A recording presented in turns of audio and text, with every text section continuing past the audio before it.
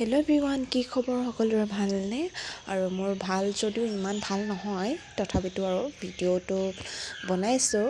পুনৰ এইটো ভিডিঅ' আপোনালোকৰ মাজলৈ শ্বেয়াৰ কৰিছোঁ। এইটো হৈছে মেগী ৰেচিপি ভিডিঅ' আৰু স্পাইচি মেগী আপোনালোকে যদি ঘৰত বনাব বিচাৰে তেনেহ'লে প্ৰথমতে মেগীখিনি বইল কৰিব, তাত অকণমান তেল, ৰিফাইন বা মিঠাতেল দিব। তাৰপিছত এইফালে মই তেল লৈ লৈছোঁ, কেৰাহীত মিঠাতেল দিয়ে ভাজিছোঁ বাৰু। গাজৰ, মটৰ, জলকীয়া, বিন, বিলাহী, বন্ধাকবি এইবোৰ ধুনীয়াকৈ লগত দি পেলাই এই পিঁয়াজখিনি ভাজি লৈছোঁ। তাৰপিছত এইখিনি দি পেলাই ভাজি লৈছোঁ ধুনীয়াকৈ। ভাজি পেলাই ইয়াত যি আপোনালোকে মছলা শাকত ব্যৱহাৰ কৰে সেইখিনি দিব পাৰে। তাৰপিছত মই দিলোঁ, এয়া মই কাশ্মীৰী মিৰ্চটো অকণমান বেছিকৈ দিছোঁ, যিহেতু স্পাইচি জ্বলা।